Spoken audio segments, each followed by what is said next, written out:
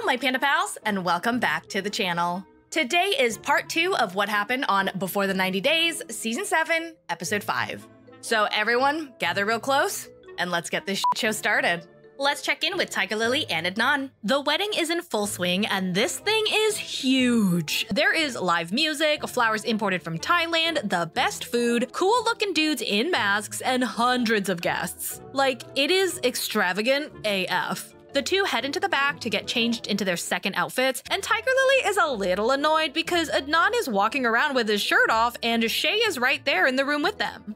This is definitely a double standard. He's like shirtless with Shay here. Shouldn't his body be only for me too? So Adnan is getting into his second suit and he's being helped by 3 other guys, so obviously Tigerlily cannot get changed because she's in a room with other men, and I guess it takes 3 of them 10 minutes to wipe the dust off of his shoulders or something. I have this complicated dress. There are ties, a million buttons, and clasps. Now, I don't know why he thought him going first was a good idea, but he's finally out and he left Tigerlily a whole 5 minutes to change. Now she's getting all laced up and Adnan is getting super stressed out because Tigerlily is taking too damn long to come out and his guests are all waiting. I know Tigerlily get ready a long time, but it's not okay to keep 200% waiting. Listen, he's not wrong. Bitch takes a very long time to get ready on a Tuesday. But if you know this about her, maybe don't leave her 5 minutes to change into a wedding dress. Do you know how complicated those things are? Do you know why brides need 3 women to go to the bathroom with her to help her pee in that thing?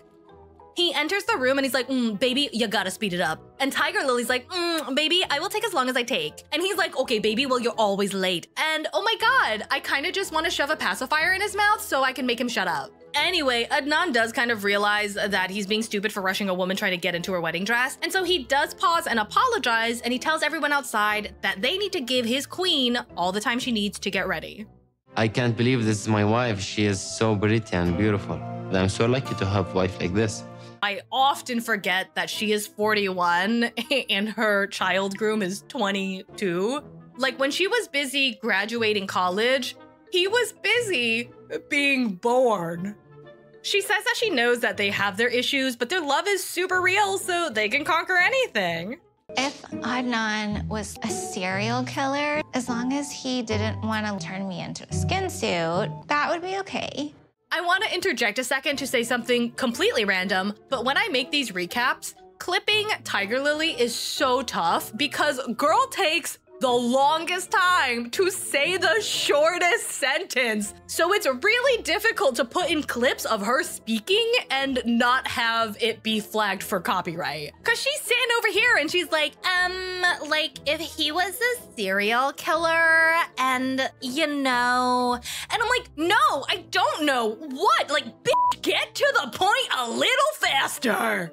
Anyway, they continue the festivities and they get down on the dance floor. Adnan says that in Jordanian weddings, the men and women do dance separately because the men are so super jealous. His words, not mine. The men, they are like so jealous. They didn't need to be touching and to make a problem. Adnan loves his wedding so much because it is just a huge celebration of he, him, and himself. My family calling my wedding Maharajan Adnan. Festival, Adnan. And Tigerlily's over here like, yeah, but like me too, right? Like it's me and you, we are celebrating. And he turns over and he's like, no, sweetie, they don't celebrate the woman. Shouldn't it be called Maharajan Adnan and Tigerlily? Just Adnan. And I gotta say, Adnan reminds me so much of Emperor Cusco. Cause his perfect world begins and ends with me.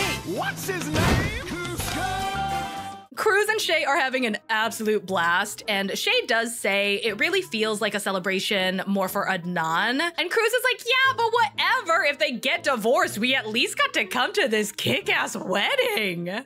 Let's check in with Brian and Ingrid. Now, it's a new day, and Ingrid has not run away yet for some reason. Brian is still super shocked at how poorly she's been handling everything, and this absolute loser has the audacity to call Ingrid out, saying that she's not being compassionate enough.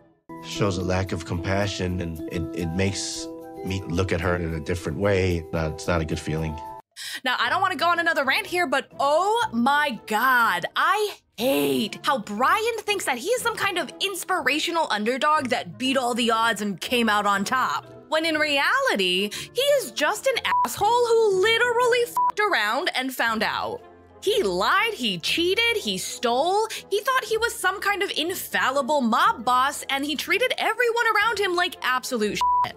And now, in the year 2024, or, 2023, whenever this was filmed, he was still pretty much the same exact person. Like, he used to be a giant dick before, and now he's just a giant dick on wheels. Ingrid is like, yeah, I'm obviously overwhelmed. I thought you were a handsome guy with a mysterious past, not a whole-ass true crime documentary. Ele já foi traficante, que ele mentiu a idade dele, que a mulher arrumou uma cilada pra roubar o carro dele. And she tells us that she doesn't know how she's supposed to move forward with him. Now, Ingrid is gonna head home so that she can check on her kids, but before she leaves, they head out to get some ice cream because Brian says he needs to put everything out on the table. Brian is crying and he's telling her that he felt really judged by her and she hurt his feelings pretty bad. And Ingrid is looking at him like, yeah? We're gonna make this whole thing about you again? Okay, cool. Brian tells her that he wants to stop by later to meet her sons, and she's like, that's a hard pass. And Brian is super bummed out. I'm a little disappointed in the fact that I won't be meeting her son right away. It feels like she's taking a step back, and it's not a good sign. Now, Ingrid does believe him when he says that he won't ever do drugs again, and she does apologize for hurting his feelings, but she tells us she's not super sure she wants to introduce her kids to him anymore. And she goes on to point out one very important thing that I am so glad she is aware of, and that is that Brian over here never apologized to her. Tava esperando desculpas do Brian esconder o passado dele, mas não procurou se explicar ou I am so glad that she is able to recognize this because, yeah, Mance is absolutely straight up manipulating her. He is manipulating, deflecting, and just straight up not taking any accountability for any of his actions. Brian drives away and he looks super sad, and I bet this man is thinking, damn, 20-year-olds are way easier to manipulate. Maybe I went a little too old dating a woman in her 30s. Brian can feel Ingrid slipping away, so he goes to pick up some flowers and he asks the florist, hey, my girl is mad at me, just give me whatever flowers that women love the most. I know that Ingrid asked for space, but I need to stop by and let her know that I care about her. Yeah, to hell with her boundaries, you need this. He pulls up to her place and calls her, and he's like, hey, so I know you asked for space, but I don't really want to give it to you, so could you just come outside right now and talk to me? Ingrid isn't happy about it, but she does come out. Brian gives her the flowers and she sees them and she's like, oh my gosh, roses are my favorite. However, did you know? He didn't. He literally asked the florist for whatever flowers she thought you would like. He does not know you at all. Ingrid melts and Brian puts the cherry on top by saying that he also brought a gift for her son. And she allows him inside to meet him and give it to him. And I am so disappointed. I get that she was super touched that he thought to bring a gift for her son, but I would like to point out that he has yet to issue a verbal apology to you for lying to you and then subsequently trying to gaslight you. He just handed you flowers and you imagined his apology for him. Eu acredito na retenção das pessoas. Ainda me disponibilizo, sim, a apresentar ele pro Arthur. That is great. But girlie, his redemption arc already happened. You are looking at final form goodness. Parte dele, tipo assim, dele ser legal, sim, mas agora não apaga as coisas que o Brian fez. Let's check in with Veah and Sunny. Veah is finishing up packing and she starts to cry because the upcoming 2 days of traveling is filling her up with anxiety and dread. She picks Rory up and tells us that if he was not coming with her, she would not have been brave enough to get on the plane at all.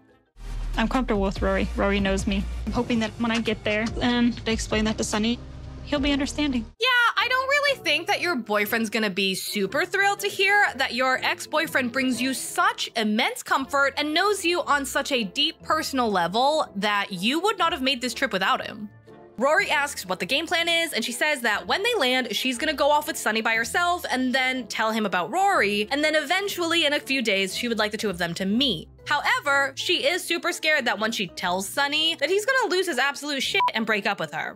He's gonna have to control himself. I'm just here to make sure you're safe and comfortable. All right, so I gotta wonder if Sunny is like verbally or physically, you know, abusive towards her, because the way that she talks about him and his reactions to things kind of makes me feel like he is. I hope that's not the case. I really do. But yeah. He's got an issue. He's gonna have to just get over it. No. I mean, there is definitely an inappropriate way to respond to these things. Like, no one should be throwing hands, but, if he gets mad about this, he definitely doesn't need to just get over it. I mean, what Veah is doing is pretty shady. Veah says that she's starting to get really anxious talking about all of this because she doesn't want to upset Sunny and she doesn't want to deter him from potentially proposing to her because she really wants him to propose to her on this trip. And Rory is looking at her like she is crazy.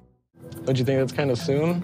No, because we've been on video chat for the past year. I'm all about making dumb decisions, but god damn, that's one of them. Sunny is at the hotel, he's got flowers, he's putting petals all over the bed. He cannot wait to get all touchy-feely with his girl. Veah lands and she is freaking the fuck out, like she is tweaking. She is frantically trying to come up with a plan for Rory to hide. And then she's like, we need to come up with a code word so that I can let you know it's safe to come out because I've left the airport with Sunny. Come up with a freaking code word. Something I can text you to know that you can exit the building because I do not want a chance Sunny seeing you. So they get to baggage claim and Veah starts to absolutely lose her mind because there are huge sliding glass doors and she can see through them. So to her, she's like, oh my God, what if Sunny peers through and he sees me with Rory? Rory, come this way. Come over here more. We're fine. Everything could go south. Our relationship could be over before it even begins. Kudos to Rory for dealing with this bullshit because I could never. Veah is being so annoying with this like frantic, nervous energy, being all like, oh my God, we need a code word. Oh my God, we can't, what if he sees us? Oh my God, the class is clear. Oh my God, why am I doing this? Like, I would have left. I would have left. I would have left. Veah who? And that, my Panda Pals, is all I have for you today. I hope you guys like this video, and if you are not subscribed yet, just know I can see you. In all seriousness, I hope you guys will consider subscribing to this channel, and if you guys will do me a solid and help me please the algorithm gods, go ahead and give this video a big furry thumbs up, and let me know in the comments down below what you guys thought of this episode. I hope to see you guys for the next one, and as always, thanks for not letting me ride this train wreck alone. Bye!